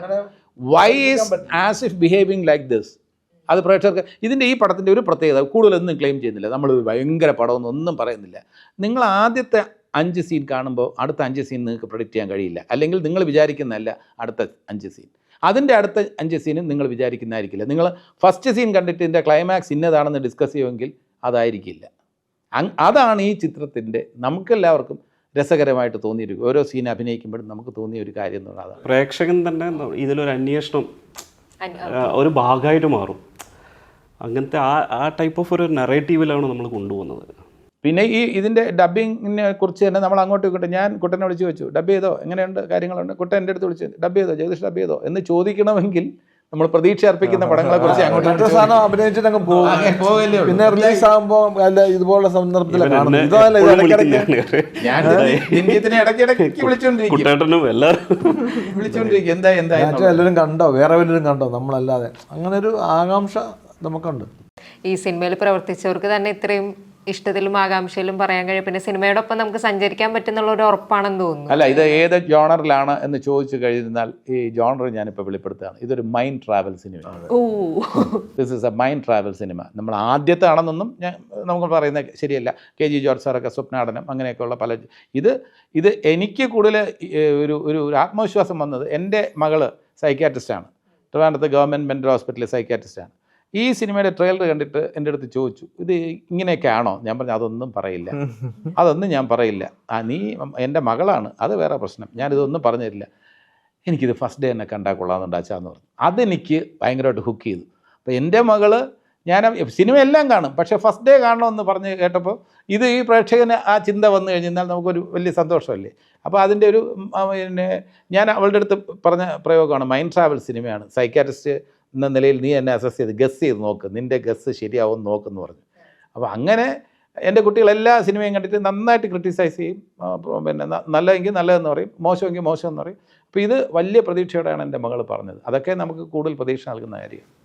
ഇപ്പോൾ പൂക്കാലത്തിലെ പെർഫോമൻസിന് സംസ്ഥാന പുരസ്കാരമൊക്കെ നേടി ഇരിക്കുകയാണ്. അപ്പോൾ അതിനകത്ത് എപ്പോഴും ആ സിനിമ കണ്ട സമയത്ത് കൗതുകം തോന്നിയിട്ടുണ്ടായിരുന്നു. ഒരു 100 വയസ്സുള്ള ഒരു വ്യക്തി, അപ്പോൾ ആ വ്യക്തിയെ അഭിനയിക്കണം എന്ന് വന്ന് പറയുന്ന സമയത്ത് ഈ നമ്മൾ പൊതുവേ വൃദ്ധ കഥാപാത്രങ്ങളെ കാണുമ്പം ഉണ്ടാകുന്ന ഒരു വിറയലിൻ്റെ ഒരു ലെവലൊക്കെ ഉണ്ടല്ലോ. പക്ഷേ ഈ 100 വയസ്സുള്ള ഒരു വ്യക്തിക്ക്, അയാളാണെങ്കിൽ ഭയങ്കര ഇമോഷണൽ കോംപ്ലക്സ് ഇതിലൂടെയൊക്കെയാണ് കടന്നു പോകുന്നത്. നമുക്ക് അയാളോടൊരു അങ്ങനെയല്ല അയാൾ പ്രവർത്തിക്കേണ്ടതെന്നൊക്കെ നമുക്ക് തോന്നും. എന്നാൽ ആളെ നമുക്ക് മനസ്സിലാവുകയും ചെയ്യും. എല്ലാം നഷ്ടപ്പെട്ടു ഒരു ആൾക്കായിട്ട് ഫേവറേറ്റ് ആയിരുന്ന ഒരാളുടെ ഭാഗത്തും തീരെ വിചാരിക്കാത്തൊരു സംഗതിയൊക്കെ നടന്ന സമയത്ത്, ഇപ്പം ഈ 100 വയസ്സുള്ള ഒരു കഥാപാത്രത്തെ അവതരിപ്പിക്കണമെന്ന് വന്ന് പറഞ്ഞ സമയത്ത് അത് എങ്ങനെയായിരുന്നു ഒരു നടൻ എന്നുള്ള നിലയിൽ സ്വീകരിച്ചു? ഒരു വലിയ ഇതൊരു ഭയങ്കര ഇൻട്രസ്റ്റിംഗ് ആണല്ലോ എന്ന് വിചാരിച്ചിട്ടാണോ? എങ്ങനെയാണ് അതിനെ സ്വീകരിച്ചത്? എന്തായിരുന്നു അതിൻ്റെ? അവരുടെ സ്ക്രിപ്റ്റ് ഇങ്ങനെ വന്ന് പറഞ്ഞു കേട്ടപ്പോൾ തന്നെ എനിക്ക് ഇഷ്ടം തോന്നി. അപ്പോൾ കുട്ടിയുടെ എങ്ങനെ ഇരിക്കും എന്ന് ചോദിച്ചു. അപ്പോൾ ഞാൻ എങ്ങനെ ഇരിക്കുക? അല്ല കുട്ടിയാണത് ഞാൻ ചെയ്യാം, ഞാൻ മറ്റേതാരാന്ന് ചോദിച്ചു. അത് അവർ 2-3 പേരുടെ പേര് പറഞ്ഞു. അത് വേറെ ഈ പറഞ്ഞ അഭിനയിച്ച ആളല്ല, വേറെ നമുക്ക് അറിയപ്പെടുന്ന നടികളാണ്. അപ്പോൾ അവരോട് പറഞ്ഞു. അപ്പോൾ ഓരോരുത്തരോട് ഇങ്ങനെ കഥ പറഞ്ഞ് അവർക്കൊന്നും അങ്ങനെ ചെയ്യാൻ പല രീതിയിലുള്ള ഒഴിവൊഴിവ് പറഞ്ഞ് മാറി. അപ്പം ഞാൻ പറഞ്ഞു കുട്ടിയാണ്, ഞാൻ ചെയ്യാം. പിന്നെ അവരിങ്ങനെ അല്ല എങ്ങനെ ഇരിക്കും, പിന്നെ അപ്പം ഞാൻ ചോദിച്ചു, അല്ല നിങ്ങൾക്ക് ഞാനല്ല വേറെ ആരെങ്കിലും നിങ്ങളുടെ മനസ്സിലുണ്ടോ എന്ന് ചോദിച്ചു. അല്ല ഇങ്ങനെ ഞാൻ എന്നിലൊരു കോൺഫിഡൻസ് കുറവ് പോലെ ഇരിക്കും വർത്തമാനത്തിലേ. അപ്പം ഞാൻ നിങ്ങൾക്ക് വേറെ ആരെങ്കിലും മനസ്സിലുണ്ടെങ്കിൽ ആലോചിക്കുക എന്ന് പറഞ്ഞു. അല്ലല്ല, ഇത് കുട്ടികളെ ചെയ്താലേ ഞങ്ങൾ ചെയ്യുള്ളൂ, ഡയറക്ടറും പ്രൊഡ്യൂസറും ഡയറക്ടറും കൂടെ പറഞ്ഞു. അപ്പോൾ എനിക്കൊരു ഭയങ്കര നമുക്ക് ഒന്നുമില്ലാത്തൊരു ത്രില്ല് ഫീൽ ചെയ്യുമല്ലോ. അപ്പോൾ അത് അപ്പം പറഞ്ഞു ഞാൻ പിന്നെ അത് എൻ്റെ മനസ്സിലും കയറി. ഞാൻ അതിനുവേണ്ടി ഇങ്ങനെ കുത്തിയിരിക്കൊന്നുമല്ല, പക്ഷെ എങ്കിൽ പോലും ഞാൻ അതിൻ്റെ വെയിറ്റ് കുറച്ചു, 5-10 കിലോ വെയിറ്റ് കുറച്ചു. അപ്പോൾ തടിയൊക്കെ കുറച്ച് കുറയ്ക്കുമ്പോൾ ഈ ചുളിവൊക്കെ കുറേ കൂടെ കിട്ടുമല്ലോ. പിന്നെ നമുക്ക് അങ്ങനെ പിന്നെ ഈ പറഞ്ഞ കുത്തിയിരുന്നതിനെപ്പറ്റി ആലോചിക്കല്ല, അത് നമ്മുടെ മനസ്സിൽ ഇങ്ങനെ വരും, ഇങ്ങനെ കുറേ ചെറിയ ചെറിയ കാര്യങ്ങൾ, നടപ്പ് എങ്ങനെയായിരിക്കണം, കൈ ഇങ്ങനെ ആയിരിക്കാം, പിന്നെ ശബ്ദം, അങ്ങനെയൊക്കെ ഓരോന്നോരോന്ന് അതിങ്ങനെ അന്നേരം വരുന്നതാണ്. ഈ ഇത്രയും വർഷത്തെ ഞാൻ ഈ നാടകമാണ് എൻ്റെ, ഇപ്പം ഞാൻ പറയാം, അത് ചെയ്യാൻ പറ്റിയത് ഞാൻ സിനിമയിൽ ഇത്രയും കാലത്തെ എൻ്റെ എക്സ്പീരിയൻസ് കൊണ്ടല്ല, നാടകത്തിൽ അഭിനയിച്ചു എന്നുള്ള എക്സ്പീരിയൻസ് കൊണ്ടാണ്. അത് നാടകം ഭയങ്കര ഒരു എന്താ പറയുക, നമ്മളൊരു ഒരുപാട് ക്യാരക്ടേഴ്സ് പലരും അങ്ങനെ അഭിനയിക്കുന്ന കാണുന്നു, അതെങ്ങനെ ചെയ്യണമെന്ന് അച്ഛൻ പറഞ്ഞു കൊടുക്കുന്നു, അവരതെങ്ങനെ ട്രാൻസ്ഫോർമേഷൻ വരുന്നു. ഒരു സാധാരണ ഒരാൾ പെട്ടെന്ന് കഥാപാത്രമായിത്തീരുന്ന പല നടീനടന്മാരും ഞങ്ങളുടെ കൂടെ ഉണ്ടായിരുന്നു. അച്ഛൻ്റെ പെങ്ങൾ ചിറ്റ, പിന്നെ വേറെ അനവധി നടന്മാർ 13 വർഷം ഞങ്ങളുടെ ട്രൂപ്പിൽ തന്നെ അഭിനയിച്ച ആൾക്കാരുണ്ട്. അപ്പോൾ അവരൊക്കെ ഓരോ നാടകത്തിലും വളരെ വ്യത്യസ്തമായ വേഷങ്ങളാണ് ചെയ്യുന്നത്. അപ്പോൾ അവരുടെയൊക്കെ ഒരു ടെക്നിക്സ് ഉണ്ടല്ലോ, പല പല പല രീതിയിലാണ് സമീപനം എന്ന് പറഞ്ഞാൽ അതൊരു വലിയ വലിയ യൂണിവേഴ്സിറ്റി ആയിരുന്നു അച്ഛനും ഞങ്ങളുടെ നാടക ട്രൂപ്പും. നമുക്ക് നമ്മുടെ ജനറേഷനും അതൊരു ഭയങ്കര മോട്ടിവേഷനാണ്. അപ്പോൾ ആ പ്രത്യേകിച്ച് പൂക്കാലം എന്ന് പറഞ്ഞ സിനിമ ഡബ് ചെയ്തിരിക്കുന്നത്, ആ ശബ്ദം അതെത്ര സ്ട്രെയിൻ ആവണം. എൻ്റെ ആ സിനിമയിൽ അഭിനയിക്കുന്ന ഞാൻ 3.5 മണിക്കൂർ ഈ മേക്കപ്പ് ചെയ്യാനിരിക്കണം. പക്ഷേ എനിക്ക് ഒരു ദിവസം പോലും ഒരിക്കൽ പോലും ബുദ്ധിമുട്ട് തോന്നിയിട്ടില്ല, ഒന്ന് ശകലം പോലും ബുദ്ധിമുട്ട് തോന്നിയില്ല. രാവിലെ മേക്കപ്പ് കഴിഞ്ഞാൽ ഓരോ പീസായിട്ട് ഇങ്ങനെ ചുളുക്കം ഉണ്ടാക്കുക, ഞാൻ കൂടുതൽ ചിരിക്കുകയോ വല്ല ഇന്ന് പറഞ്ഞു പോകും. അതുകൊണ്ട് ഞാൻ രാവിലെ ബ്രേക്ക്ഫാസ്റ്റ് കഴിഞ്ഞാൽ പിന്നെ വൈകുന്നേരം ഷൂട്ടിങ് കഴിഞ്ഞിട്ട് ഭക്ഷണം കഴിക്കുകയുള്ളൂ. ഉച്ചയ്ക്ക് വല്ല ഈ ഫ്രൂട്ട്സൊക്കെ ചെറിയ പീസായിട്ട് ഇങ്ങനെയൊക്കെ ചവയ്ക്ക് വരും, അല്ലെങ്കിൽ ഇത് പറഞ്ഞു പോകും. പക്ഷേ അതൊന്നും എനിക്കൊരു ഒരിക്കലും ബുദ്ധിമുട്ടായിട്ട് തോന്നിയിട്ടില്ല. പക്ഷേ ബുദ്ധിമുട്ടാണ് ഡബ്ബിങ്, ഞാൻ തള്ളിപ്പോയി. സൗണ്ട് ഒരു 10-15 ദിവസം കൊണ്ട് ഞാൻ ഡബ് ചെയ്ത്, 2 ദിവസം കഴിഞ്ഞാൽ പിന്നെ കുഴപ്പമാകും ശബ്ദം, പിന്നെ ഒരു 5 ദിവസം സൗണ്ട് റെസ്റ്റ്, പിന്നെ ഹോസ്പിറ്റലിൽ പോയി. ഇവിടെയൊക്കെ ത്രോട്ടൊക്കെ വല്ലാതായി, ഈ സൗണ്ട് ബോക്സൊക്കെ ഇതായി, ഇൻഫെക്ഷനൊക്കെ വന്നു, അങ്ങനെ മിണ്ടായിരുന്നു. അങ്ങനെ 5 ദിവസം മിണ്ടായിരുന്നില്ല, പിന്നെ ഡബ് ചെയ്യും.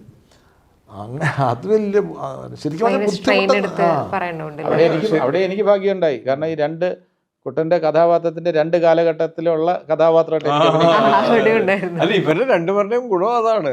രണ്ടുപേരും ഒറിജിനലാണ് ക്യാരക്ടേഴ്സ്, 40 വയസ്സായിട്ടും 100 വയസ്സായിട്ടും. പക്ഷേ അതിന് എനിക്ക് അവരും നന്നായിട്ട് അഭിനയിച്ചിട്ടുണ്ട്, വൈഫായിട്ട് അഭിനയിച്ചു, ഗംഭീരമായിട്ട് അഭിനയിച്ചു. പക്ഷേ എനിക്ക് ആഗ്രഹം ഉണ്ടായിരുന്നു, നമ്മുടെയൊക്കെ പ്രായത്തിൽ അങ്ങനെ ഒരു ആർട്ടിസ്റ്റിന് ചെയ്യാവുന്ന, നമ്മുടെ നല്ല ആർട്ടിസ്റ്റിനെ വിളിച്ചതാണ്, പക്ഷെ അവർക്കൊക്കെ ചെയ്യാമായിരുന്നു.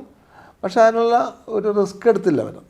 പക്ഷേ അങ്ങനെയൊക്കെ ഒരു അവസരമല്ലേ ഉള്ളത്. ഇപ്പം ഞാൻ ഇത്രയും വർഷം അഭിനയിച്ചിട്ടാണ് എനിക്ക് ഇങ്ങനൊരു ക്യാരക്ടർ കിട്ടിയത്.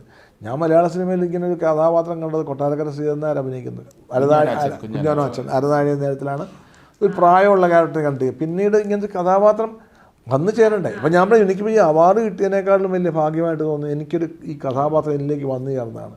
അതിൻ്റെ ഡയറക്ടറോടും അതിൻ്റെ പ്രൊഡ്യൂസർമാരോടുമുള്ള കടപ്പാടാണ് എനിക്ക് ഏറ്റവും വലിയ കടപ്പാട്. അങ്ങനെ കഥാപാത്രം കിട്ടുന്നതല്ല, കിട്ടുക എന്നുള്ളതാണ് വലിയ കാര്യം. പിന്നെ നമ്മൾ ചെയ്യുന്നുള്ളത് വേറെ, അത് സെക്കൻഡാണ്. അത് വന്നു ചേരുക എന്നുള്ളതാണ്.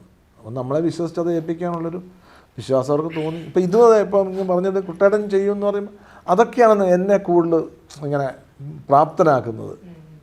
നമ്മളുടെ കോൺഫിഡൻസ് ഒരാൾ പറയുമ്പോൾ പിന്നെ എൻ്റെ പുറകോട്ടും പറ്റുമോ, ഈ വെള്ളത്തിൽ എടുത്തിട്ട് കഴിഞ്ഞാൽ നീന്തിയല്ലേ പറ്റുള്ളൂ എന്ന് പറഞ്ഞ പോലെ നമ്മൾ നീന്തിയേ പറ്റുള്ളൂ. അതൊരു കമ്മിറ്റ്മെൻറ്റാണ്. ഇപ്പം ആസിഫ് അലിക്ക് ഈ അടുത്തായിട്ട് ഈ മലയാളത്തിൻ്റെ അല്ലെങ്കിൽ കേരളത്തിലെ മനുഷ്യർക്ക് ഒരുപാട് സ്നേഹം ലഭിച്ച ഒരു നടനാണ്, 2 വ്യത്യസ്ത സന്ദർഭങ്ങളിലൊക്കെ ആയിട്ട്. അപ്പം അതിനകത്ത് ഈ എനിക്ക് തോന്നിയതാണ്, ഇപ്പോൾ തലവൻ സിനിമയുടെ ഒരു വിജയം മൊത്തത്തിൽ ആഘോഷിച്ചൊരു ഫീൽ ഉണ്ടായിരുന്നു. ഐ മീൻ ആസിഫ് അത് ഒപ്പമുള്ള ഒരുപാട് പേരുടെ, ഇപ്പോൾ ജിസ്റ്റോയുടെയും ബിജുമേനോൻ്റെയും ഒക്കെ വിജയമാണെങ്കിലൊക്കെയും എനിക്ക് തോന്നുന്നത് സിനിമ ഇൻഡസ്ട്രിയിൽ അല്ലെങ്കിൽ സിനിമാ പ്രേമികൾക്കിടയിൽ കുറേ കൂടെ ആസിഫ് അലിയുടെ ഒരു അങ്ങനെ ഭയങ്കര സന്തോഷം ഉണ്ടായിരുന്നു. അപ്പം നമ്മളുടെ ഒരു സിനിമ ഇറങ്ങി അതിൽ നല്ല പെർഫോമൻസ് ആണെങ്കിൽ അഭിനന്ദിക്കുന്നവരുണ്ടായിരിക്കും, നമ്മുടെ ഒരു സിനിമയുടെ വലിയ വിജയമായി കഴിഞ്ഞാലും അഭിനന്ദിക്കുന്നവരുണ്ടാകും. പക്ഷെ ഒരു സിനിമ ഇറങ്ങുന്നതിന് മുൻപ് ആ സിനിമ വിജയിച്ച് കാണണമെന്ന് ഒരു നിങ്ങളുടെ എന്താ പറയുക, ആസിഫ് അലിയായിട്ട് നേരിട്ട് ബന്ധമില്ലാത്ത ആസിഫ് അലിയെ സിനിമയിലൂടെ മാത്രം പരിചയമുള്ള ഒരു കൂട്ടം മനുഷ്യരെ ആഗ്രഹിക്കുകയാണ്.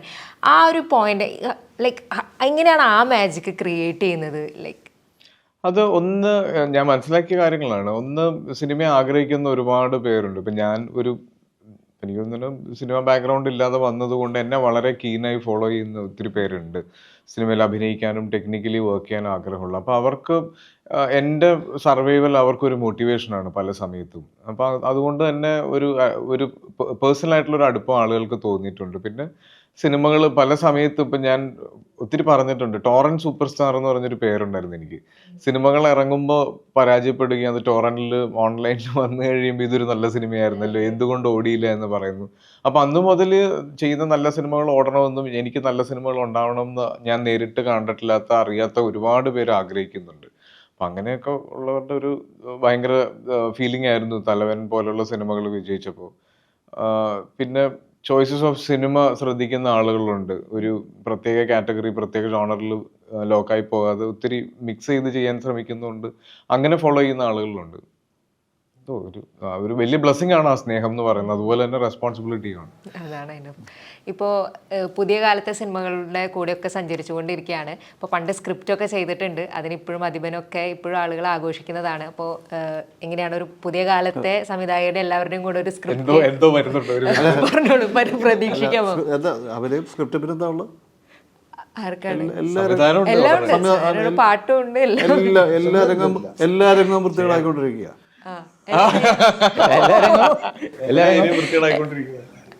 നല്ലൊരു സുഹൃത്ത്. എനിക്ക് അശോകനെ ഏറ്റവും ഇഷ്ടം, ഈ കൂട്ടത്തിൽ ഏറ്റവും സെൻസ് ഓഫ് ഹ്യൂമർ അശോകനാണ്. അത് എന്നെ അത്ഭുതപ്പെടുത്തിയിട്ടുണ്ട്. നമ്മൾ പ്രതീക്ഷിക്കാത്ത ടൈമിൽ അശോകൻ റോങ് ടൈമിൽ ഹ്യൂമർ പറയും. അതെനിക്ക് ഭയങ്കര, കാരണം എനിക്കത് പറയാൻ ഞാൻ ശ്രമിച്ചിട്ടുണ്ട്, എനിക്കത് കഴിഞ്ഞിട്ടില്ല.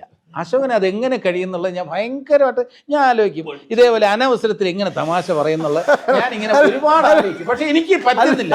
ഞാൻ അവിടെ സാഷ്ടാംഗം തൊഴുതിട്ടുണ്ട്, അശോക എനിക്കൊന്ന് പഠിപ്പിച്ചു.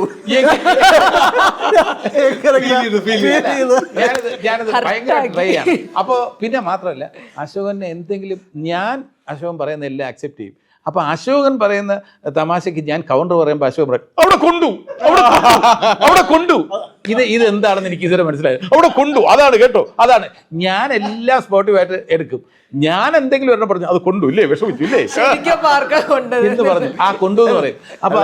അപ്പൊ ഞാൻ ഇത് ചോദിച്ചതിന് മറുപടി പറയാം. ഇതൊക്കെ ഇതിലൊരാൾ ഇടപെട്ടില്ലെങ്കിൽ ഏറ്റവും കൂടുതൽ ഇഷ്ടം എന്ന് പറഞ്ഞാൽ ഇങ്ങനെയുള്ള ഒരു കൺഫ്രണ്ടേഷൻ ഉണ്ടാകാതിരിക്കാൻ അശോകന്റെ ബുദ്ധി എനിക്ക് ഏറ്റവും ഇഷ്ടപ്പെട്ടു. അശോകന് വേണമെങ്കിൽ തിരുവനന്തപുരത്ത് എറണാകുളത്ത് താമസിക്കാം. അശോകൻ ഇപ്പൊ ചെന്നൈയിലാണ് പോയി താമസിക്കുന്നത്. കാരണം ഇങ്ങനെയുള്ള ഒരു ഏറ്റുമുട്ടൽ ഒഴിവാക്കാൻ വേണ്ടി. അത് കണ്ട തമാശയായിട്ട് പറഞ്ഞല്ല, നമ്മളെയൊക്കെ കാണുന്ന ഒഴിവാക്കാൻ വേണ്ടി ചെന്നൈ പോയി താമസിക്കുകയാണ്. അപ്പൊ ഞാൻ പറഞ്ഞു ഒരു തിരക്കഥയൊക്കെ എഴുതിയിട്ട് അങ്ങനെ ഒരു സ്പേസിൽ മനസ്സിലായി. അല്ല, ഞാൻ ഒരു കാര്യത്തിൽ മാത്രമാണ്, കൂടുതൽ കഴിവുകളൊന്നും ഞാൻ എന്നെക്കുറിച്ച് ഞാൻ അങ്ങനെ പറയുന്ന ആളല്ല. പക്ഷെ ഒരു കാര്യത്തിൽ എനിക്ക് ദൈവം തന്നിട്ടുള്ളതാണ് അഡാപ്റ്റബിലിറ്റി എന്നുള്ളതാണ്. സാഹചര്യമായിട്ട് പൊരുത്തപ്പെടുക എന്നുള്ളതാണ്. എനിക്ക് ഇന്ന ഫുഡ് വേണമെന്നില്ല, ഇന്ന വെഹിക്കിൾ വേണമെന്നില്ല. എവിടെയാണെങ്കിലും എനിക്ക് ഓക്കെ, എനിക്ക് എവിടെയാണെങ്കിലും I will make myself comfortable. അതൊരു വലിയ ക്വാളിറ്റി ആണെന്ന് വെച്ചാൽ എന്നെ സംബന്ധിച്ചിടത്തോളം അതൊരു നല്ല ക്വാളിറ്റിയാണ്. അപ്പോൾ അതുകൊണ്ട് പുതിയ ജനറേഷൻ ചിന്തിക്കുന്ന വഴിയിൽ സഞ്ചരിക്കാൻ എനിക്ക് ഭയങ്കര ഇഷ്ടമാണ്. ഇപ്പോൾ അവരൊരു കഥ പറഞ്ഞിട്ട്, ഈ രഞ്ജിത്തിൻ്റെ അടുത്ത് ഞാൻ കഥയെക്കുറിച്ച് ഒരു സെഷൻ പറഞ്ഞിട്ടില്ല, ഒരു സീനിനെ കുറിച്ച് സെഷൻ പറഞ്ഞിട്ടില്ല. ആകെ പറഞ്ഞിട്ടുള്ളത് നിങ്ങൾ ഉദ്ദേശിക്കുന്ന രീതിയിൽ ഈ സീൻ കമ്മ്യൂണിക്കേറ്റ് ആവുമെന്ന് തർക്കിച്ചിട്ടുണ്ട്. ഇത് തന്നെ മതി, പക്ഷേ ഇത് കമ്മ്യൂണിക്കേറ്റ് ചെയ്യാൻ എക്സ്ട്രാ എന്തെങ്കിലും വേണോ എന്ന് ചോദിച്ചിട്ടുണ്ട്. അതല്ലാതെ ഞാൻ ഇപ്പോഴത്തെ ജനറേഷൻ വരുന്നവരുടെ അടുത്തെല്ലാം ഞാൻ പറയുന്നത് ചേട്ടൻ്റെ അഭിപ്രായം പറയണം, ആ കഥയിൽ എന്തെങ്കിലും ക്ലൈമാക്സ്. ഞാൻ പറഞ്ഞു ഇത് നിങ്ങളുടെ സിനിമയാണ്, നിങ്ങളാണ് ഞങ്ങളെക്കാളും പുതിയ രീതിയിൽ ചിന്തിക്കുന്നത്. ട്രഡീഷണൽ കൺസർവേറ്റീവ് ആ ലൈനിൽ ഞങ്ങളൊക്കെ കുറച്ച് എത്ര സീനിയർ ആർട്ടിസ്റ്റുകളാണ്. അപ്പം ഞങ്ങൾ ചിന്തിക്കുന്ന ആ ചിന്ത എന്ന് പറഞ്ഞാൽ ചിലപ്പോൾ പഴയ ചിന്ത വന്നാലോ. അതുകൊണ്ട് ഞാൻ ചെയ്യുന്നതെന്ന് വെച്ചാൽ പുതിയ ചിന്തകളുടെ കൂടെ സഞ്ചരിക്കുക എന്നുള്ളതാണ്. അതുകൊണ്ട് യുവ സംവിധായകർ വരുമ്പോൾ അവർ കൺസീവ് ചെയ്ത് ആ കാര്യങ്ങൾ എക്സിക്യൂട്ട് ചെയ്യുക എന്നുള്ളതാണ് എൻ്റെ ആഗ്രഹവും എൻ്റെ സ്വപ്നവും. അപ്പോൾ നമ്മൾ അതിൻ്റെ കൂടെ സഞ്ചരിക്കും. അപ്പോൾ അവരെല്ലാം അത്ഭുതങ്ങൾ അവർ തന്നിട്ടുണ്ട് നമുക്ക്. ഇപ്പോൾ ഉദാഹരണത്തിന് ഞാൻ വളരെയധികം സ്വപ്നം കണ്ടിട്ടുള്ളതാണ്. ഞാൻ കുഞ്ഞുനാളിൽ നിങ്ങൾ ഇമാജിൻ ചെയ്യുന്ന അതിന് മുമ്പേ തന്നെ ഈ ഫിലിം ഫെയർ ഒക്കെ ഞാൻ എൻ്റെ വീട്ടിനടുത്തുള്ള വായനശാലയിലുണ്ടായിരുന്നു. അന്ന് ടിപ്പിക്കൽ വായനശാലയുണ്ടല്ലോ, അവിടെ റീഡിംഗ് റൂം, അവിടെ പോയിരുന്ന് ഫിലിം ഫെയർ ഇങ്ങനെ കണ്ട് ഫിലിം ഫെയർ അവാർഡിൻ്റെ നോമിനീസ്, അന്നത്തെ കാലത്ത് ഒരു ദിലീപ് കുമാർ അല്ലെങ്കിൽ ധർമ്മേന്ദ്ര, ജിതേന്ദ്ര, ഓരോരുത്തരെ നോമിനീസ് എന്ന് പറഞ്ഞിട്ട് ആർക്ക് കിട്ടും ആ ലക്കത്തിലെ നോമിനീസിൻ്റെ മാത്രം ലിസ്റ്റ് വരും. പിന്നെ അടുത്ത ലക്കത്തിലാണ് അവാർഡ് ആര് വിൻ ചെയ്തിട്ടുണ്ടെന്നുള്ള, അതൊക്കെ താല്പര്യപൂർവ്വം കണ്ട് കാണാതെ പഠിച്ചിട്ടുള്ള ആളാണ്. അപ്പോൾ കോളേജിൽ പഠിക്കുമ്പോൾ ഇതിനെക്കുറിച്ച് ഏറ്റവും കൂടുതൽ അറിവുള്ള ആൾ ഞാനാണ്. കാരണം ഏത് പാട്ട് ആരെഴുതി, ഹിന്ദിയിലെ പാട്ട് പോലും ഞാൻ സ്വപ്നത്തിൽ പോലും വിചാരിച്ചിരുന്നില്ല എനിക്ക് ഫിലിം ഫെയറിൽ നിന്നും ഒരു ബ്ലാക്ക് ലേഡി ട്രോഫി കിട്ടുമെന്നുള്ളത് ഞാൻ വിചാരിച്ചിരുന്നില്ല. അത് എന്നെ സംബന്ധിച്ചിടത്തോളം ഹൈദരാബാദിൽ പോയി വാങ്ങിയപ്പോൾ എനിക്ക് ഭയങ്കര സന്തോഷം തോന്നി. അപ്പോൾ അതെങ്ങനെ സാധിച്ചു എന്ന് ചോദിച്ചിരുന്നാൽ നിതീഷ് എന്ന് പറയുന്ന സംവിധായകൻ്റെ കാഴ്ചപ്പാട്, അയാൾ എടുത്ത ഓഫ് കോഴ്സ് പിന്നെ അതോടൊപ്പം അതിൻ്റെ കൂടെ റൈറ്ററും കൂടെ ഉണ്ട്, കോ റൈറ്ററും കൂടെ ഉണ്ട്. എന്നാൽ പോലും നിധീഷ് ആദ്യമേ വന്ന് ഈ രീതിയിലാണ് ചേട്ടൻ ഞാൻ ഉദ്ദേശിച്ചിരിക്കുന്നത്, ഈ രീതിയിലൊരു അലസനാണ്, ഇങ്ങനെയാണ്, മകനോടുള്ള സ്നേഹമുണ്ട്. ആ ക്യാരക്ടർ കിട്ടിയില്ലെങ്കിൽ നമുക്ക് പെർഫോം ചെയ്യാൻ പറ്റില്ല. അപ്പോൾ ഈ വർഷങ്ങളുടെ 40 വർഷത്തെ എക്സ്പീരിയൻസ് എന്ന് പറയുമ്പോൾ എൻ്റെ അടുത്ത് ചോദിക്കും അപ്പുക്കുട്ടനാവാൻ ഇനി താല്പര്യമില്ലേ എന്ന്. താല്പര്യമുണ്ട്, പക്ഷേ ഇന്ന് ഞാൻ ചെയ്യുന്ന അപ്പുക്കുട്ടൻ അന്നത്തെ അപ്പുക്കുട്ടൻ്റെ സെയിം ആണെങ്കിൽ പിന്നെ അതിന് കാര്യമില്ല. കാലം വരുത്തിയിട്ടുള്ള മാറ്റങ്ങൾ, അപ്പുക്കുട്ടൻ്റെ പ്രായത്തിൽ വന്നിട്ടുള്ള മാറ്റങ്ങൾ, അപ്പുക്കുട്ടൻ്റെ ചിന്തകൾ, ഹ്യൂമറിൽ തന്നെയും ഒരുപാട് മാറ്റങ്ങൾ വന്നാലേ വർക്കാവും. കാരണം നമ്മൾ ഇഷ്ടം പോലെ റീൽസിലൂടെയൊക്കെ ഓരോ കാര്യങ്ങളുമൊക്കെ മിടുക്കം പയ്യന്മാർ ഇൻസ്റ്റയിലൊക്കെ കാണിക്കുന്ന പ്രകടനങ്ങളെ വെല്ലുന്ന രീതിയിലുള്ള ഒരു കാര്യങ്ങൾ അപ്പുക്കുട്ടൻ കാണിച്ചാലേ ഇനി അപ്പുക്കുട്ടൻ്റെ ഹ്യൂമർ വർക്കാവും എന്നുള്ള യാഥാർത്ഥ്യം എനിക്കറിയാം. ആ തിരിച്ചറിവ് എനിക്കുണ്ട്. അതുകൊണ്ട് എന്തെങ്കിലും കാണിച്ചാൽ പറ്റില്ല. അപ്പോൾ ആ തിരിച്ചറിവിലൂടെയാണ് ഞാൻ മുന്നോട്ട് പോകുന്നത്. ഇപ്പം മലയാള സിനിമ വലിയൊരു മാറ്റത്തിൻ്റെ ഒരുപാട് ചർച്ചകളുടെ ഒരു സ്പേസിൽ നിൽക്കുകയാണ്. അപ്പം എൻ്റെ ചോദ്യം എന്ന് പറയുന്നത്, ഇതൊരു ഈ ഒരു മാറ്റത്തിൻ്റെ ഐ നോ ലൈക്ക് ഒരുപാട് വിവാദങ്ങളും പ്രശ്നങ്ങളൊക്കെ നടക്കുന്നുണ്ട്, ബട്ട് എന്താ അതിൻ്റെ ഇടയിൽ ഒരു മാറ്റത്തിന് വേണ്ടി ഉണ്ടായിട്ടുള്ളതാണ് ഈ കമ്മിറ്റി ആണെങ്കിലും WCC ആണെങ്കിലും ഇവിടെ നടക്കുന്ന എല്ലാ മൂവ്മെൻറ്റും. സോ ഇതൊരു മാറ്റത്തിലേക്കുള്ള നയിക്കുന്ന രീതിയിലാണ് ഇപ്പോൾ ഈ കാര്യങ്ങൾ മുന്നോട്ട് പോകുന്നതെന്ന് നിങ്ങൾ കരുതുന്നുണ്ടോ? റിസൾട്ട് ഓറിയൻറ്റഡ് ആണ് ഇതിനെ സംബന്ധിക്കുന്ന ഡിസ്കഷൻസ് നിങ്ങൾ കരുതുന്നുണ്ടോ? ഉണ്ടെങ്കിൽ ഇനി അങ്ങനെ അല്ലെങ്കിൽ ലൈക്ക് ഈ ഇപ്പം നടക്കുന്ന ഈ ഒരുപാട് കോലാഹലങ്ങളെ, ഒരുപാട് ചർച്ചകളെ എങ്ങനെയാണ് മലയാള സിനിമയെ ഒരു കുറച്ചുകൂടെ മികച്ചൊരു പ്ലാറ്റ്ഫോം, ഒരു നല്ലൊരു വർക്കിംഗ് സ്പേസ് ആക്കി മാറ്റുന്നതിൽ ചെയ്യാൻ സാധിക്കാം? അതിനെക്കുറിച്ച് പറയുകയാണെങ്കിൽ ഇൻഡസ്ട്രിയിൽ ഒരുപാട് നല്ല കാര്യങ്ങൾ ഇനിയും കൊണ്ടുവരാൻ കഴിയും. ഇല്ലെങ്കിൽ എന്തെങ്കിലും മോശപ്പെട്ട കാര്യങ്ങൾ നടക്കുന്നുണ്ടെങ്കിൽ അത് ഒഴിവാക്കാൻ കഴിയും. അതിന് നമ്മളെല്ലാവരും എഫേർട്ട് എടുത്തുകൾ തീർച്ചയായിട്ടും നടത്തുക. അതിന് എന്തെങ്കിലും ഒരു ഇൻഡിവിജ്വൽ വച്ചിട്ട് ഒരാൾ ഏതെങ്കിലും സംഘടനയെ നയിക്കട്ടെ അങ്ങനെ ഒരു ചിന്ത എനിക്കില്ല. എന്നെ സംബന്ധിച്ചിടത്തോളം ഞാൻ ആഗ്രഹിക്കുന്നത് ഏറ്റവും ഈ ഭാരവാഹി ആയാലും ആയില്ലെങ്കിലും സംഘടനയ്ക്ക് വേണ്ടിയൊക്കെ ഒരുപാട് പ്രവർത്തിക്കാൻ കഴിയും. ഇപ്പോൾ വിജയരാഘവൻ കുറച്ച് നാൾ എക്സിക്യൂട്ടീവ് കമ്മിറ്റിയിലൊക്കെ ഉണ്ടായിട്ടുള്ളൂ, അദ്ദേഹം വർക്ക് ചെയ്തിട്ടുണ്ട്. അപ്പം ഞാൻ ഇനി ആഗ്രഹിക്കുന്നതെന്ന് വെച്ചാൽ ലീഡർഷിപ്പ് നല്ല യങ്സ്റ്റേഴ്സിൻ്റെ കയ്യിൽ വന്നാൽ അവരുടെ തോട്ട്, ഇപ്പോൾ സിനിമയിൽ ഞാൻ ആഗ്രഹിക്കുന്നത് യങ്സ്റ്റേഴ്സ് പുതിയ പ്രോജക്റ്റുമായിട്ട് വരണമെന്ന് ആഗ്രഹിച്ച പോലെ സംഘടനകളിലും എല്ലാം തന്നെ ഇതുമായിട്ട് ബന്ധപ്പെട്ട ബോഡികളിലെല്ലാം തന്നെ യങ്സ്റ്റേഴ്സിൻ്റെ അവരുടെ തോട്ട് വളരെ നല്ല തോട്ടായിട്ടാണ് എനിക്ക് ബഹുഭൂരിപക്ഷം യൂത്തിൻ്റെയും തോട്ട് വളരെ നല്ല തോട്ടാണ്. അവർ ഈ എക്സ്പ്ലോയിറ്റേഷനെതിരാണ് അവരുടെ കാര്യങ്ങളിൽ. അപ്പോൾ ആ ഒരു തലമുറയ്ക്ക് ഭരണം എല്ലാ രംഗത്തും കൈമാറി കഴിഞ്ഞാൽ, ഞാൻ രാഷ്ട്രീയ രംഗത്ത് പോലും യുവാക്കൾ കൂടുതൽ വരട്ടെ, കൂടുതൽ വന്നു കഴിഞ്ഞാൽ ഇപ്പം ഞാൻ പറഞ്ഞുതരാം. ഇപ്പോൾ ഒരു പോലീസ് ഓഫീസിൽ തന്നെ ഓഫീസേഴ്സിൽ തന്നെ ഇപ്പോൾ വരുന്ന പിന്നെ IPS ഓഫീസേഴ്സൊക്കെ അഴിമതിയൊന്നും അത്ര യങ്സ്റ്റേഴ്സ് ഒന്നും ഇല്ല. അപ്പോൾ അതാണ് പറയുന്നത്. അപ്പോൾ യങ്സ്റ്റേഴ്സിന് ഒരു രാജ്യത്തെ മാറ്റിയെടുക്കാൻ കഴിയും. അത് സിനിമാ രംഗത്തിനും അവർക്ക് കാര്യമായിട്ട് കോൺട്രിബ്യൂട്ട് ചെയ്യാൻ കഴിയും. അവർക്ക് ഈ സിനിമയുടെ പൾസ് മനസ്സിലാക്കാൻ കഴിയും. ഫ്രഷ് തോട്ട്സാണ്. ആ ഫ്രഷ് തോട്ട്സിന് വേണ്ടി ഞാൻ കാത്തിരിക്കുകയാണ്. അവരുടെ കൂടെ ഞാനുണ്ടാവും. ഓക്കെ, ഇവിടുത്തെ ഒരു വർക്ക് കൾച്ചർ ബെറ്റർ അപ്പോൾ ഈ യങ്സ്റ്റേഴ്സ് എന്ന് പറഞ്ഞുകൊണ്ടാണ് അപ്പം എല്ലാവരും ആ ഒരു അനിവാര്യമായ മാറ്റങ്ങൾ വരണമല്ലോ. നമ്മൾ ചില പ്രാക്ടീസസ് പണ്ട് മുതലേ ഉണ്ടായിരുന്നത് കൊണ്ട് അത് തെറ്റല്ല എന്ന് പറയുന്നതിൽ കാര്യമില്ല. അത് തിരിച്ചറിഞ്ഞു കഴിഞ്ഞാൽ അത് തിരുത്തണം. അത് തിരുത്താൻ ആക്ഷൻ എടുക്കണമെങ്കിൽ ആക്ഷൻ എടുക്കണം. അപ്പം അങ്ങനെ ഉണ്ടായ തിരുത്തലുകളിൽ നമ്മുടെ ഇൻഡസ്ട്രിക്ക് എന്തെങ്കിലും പ്രശ്നം ഉണ്ടായിട്ടുണ്ടോ എന്ന് ചോദിച്ചാൽ പ്രശ്നങ്ങൾ ഉണ്ടായിട്ടുണ്ടാവും. പബ്ലിക്കിന് നമ്മളോടുള്ള അപ്രോച്ച് മാറിയിട്ടുണ്ടാവും. സിനിമയോടുള്ള വേറൊരു നെഗറ്റീവായിട്ടുള്ള ഒരു ഇമ്പാക്റ്റ് ഉണ്ടാക്കിയിട്ടുണ്ടാവും. എങ്കിൽ പോലും ഇത്തരത്തിലൊരു കാര്യത്തിന് തുടക്കമിട്ടത് നമ്മുടെ ഇൻഡസ്ട്രി ആണെന്ന് ഒരു സമയത്ത് നമ്മൾ ഇനി അഭിമാനത്തോടെ പറയും. അത് എപ്പോഴും സംഭവിക്കുന്നതാണ്. നമ്മുടെ സിനിമകളാണെങ്കിലും നമ്മുടെ ആളുകളുടെ ആറ്റിറ്റ്യൂഡാണെങ്കിലും നമ്മുടെ രാഷ്ട്രീയമാണെങ്കിലും എപ്പോഴും മാതൃകാപരമായിട്ടാണ് നമ്മൾ നിന്നിട്ടുള്ളത്. അപ്പോൾ ഈ ഒരു സമയവും കടന്നു പോകും. നമ്മളെപ്പറ്റി വളരെ അഭിമാനത്തോടെ ഇങ്ങനെ ഒരു വർക്ക് കൾച്ചർ കൊണ്ടുവന്നതും ഇവിടെ ജോലി ചെയ്യുന്ന എല്ലാവർക്കും അവരുടെ കംഫർട്ടും ഈക്വൽ ആയിട്ടുള്ള കാര്യങ്ങളും ഒക്കെ അഷ്വർ ചെയ്തൊരു ഇൻഡസ്ട്രി നമ്മുടെയാണെന്ന് നാളെ പുറത്താളുകൾ സംസാരിക്കും. ഓക്കെ, അപ്പോൾ കിഷ്കിന്ദാകാണ്ട് അവസാനമായിട്ട് കിഷ്കിന്ദാകാണ്ട് ഓണം റിലീസായിട്ടാണ് വരുന്നത്. അപ്പോൾ ഒപ്പം മത്സരിക്കുന്ന സിനിമകളുണ്ട്. എല്ലാ കാലത്തും അറിയാം ലൈക്ക് ഈ ഫെസ്റ്റീവ് ടൈമിൽ ആളുകൾ കുറച്ചുകൂടെ കാണുന്നതാണ്. കാരണം ഒരുമിച്ച് ഒരുപാട് സിനിമകൾ വരും. ഓരോ ആൾക്കാരും ഓരോ പ്രതീക്ഷയോടെ ഓരോ ഓണറിൽ കൊണ്ടുവരുന്ന സിനിമകളായിരിക്കും. അപ്പം ഇപ്പോഴും മത്സരത്തിന് തന്നെയാണ് കിഷ്കിന്ദാകാണ്ഡവും ഇറങ്ങുന്നത്. അപ്പോൾ മത്സരത്തിൽ ജയിക്കാൻ നിങ്ങളുടെ മുൻപിൽ നിങ്ങൾ എന്തായാലും അതിനൊരു മത്സര സ്വഭാവം ഉണ്ടല്ലോ, like friendly competition of course. എന്നാലും ഇപ്പോൾ മത്സരത്തിൽ കിഷ്കിന്ദാകാണ്ഡം ഒന്നാമതെത്താൻ എന്തൊക്കെയാണ് നിങ്ങളുടെ ഒരു പ്ലാൻ ഓഫ് ആക്ഷൻ ഉണ്ടോ? അഭിനയിച്ചു കഴിഞ്ഞിരിക്കുന്നു. മാത്രമല്ല ഇതിനകത്ത് മത്സരം ഇല്ല എന്നാണ് എൻ്റെ പക്ഷം. കാരണം ഞാൻ രണ്ടാം മോഷണത്തിലും ഉണ്ട്. അപ്പൊ അതുകൊണ്ട് മത്സരത്തിന് ഞാനില്ല. പക്ഷേ ഓണത്തിന് ആൾക്കാർ ഒന്നിൽ കൂടുതൽ ചിത്രങ്ങൾ കാണുന്നുണ്ട്. ശരിയാണ്, അത് യാതൊരു സംശയമില്ല. അതുകൊണ്ടാണല്ലോ ഓണം റിലീസ് എന്ന് പറയുന്നത്. ഓണത്തിന് 3 ചിത്രങ്ങൾ ഇറങ്ങുകയാണെന്നുണ്ടെങ്കിൽ 3ഉം വിജയിക്കട്ടെ എന്നുള്ളതാണ് നമ്മുടെ ആഗ്രഹവും പ്രാർത്ഥനയും. അതെ, നമ്മൾ ഹോംവർക്ക് ചെയ്തിട്ടുണ്ട് ഈ പടത്തിൽ. ബാക്കിയുള്ള ചിത്രങ്ങളും അതേപോലെ അവർ എന്തായിരുന്നാലും ഒരു കോൺഫിഡൻസ് ഉള്ളത് കൊണ്ടായിരിക്കുമല്ലോ ഓണത്തിന് ഇറക്കുന്നത്. അതെ, ഇറങ്ങട്ടെ, ഓക്കെ. വിജയിക്കട്ടെ. അപ്പോൾ കിഷ്കിന്ധാകാണ്ട് ഒരു ഗംഭീര പടമായിട്ട് എത്തട്ടെ. നമുക്ക് ട്രെയിലർ തന്നിട്ടുള്ള വലിയ പ്രതീക്ഷകളുണ്ട്, നിങ്ങൾ ഓരോരുത്തരും പങ്കുവെച്ച പ്രതീക്ഷകളുണ്ട്. അപ്പോൾ അതിനെല്ലാം പൂർത്തീകരിക്കുന്ന, അതിന് മേലെ നിൽക്കുന്ന ഒരു പടമായിട്ട് കിഷ്കിന്ധാകാണ്ട് എത്തട്ടെ. ഒരുപാട് നന്ദി. Thank you. Thank you.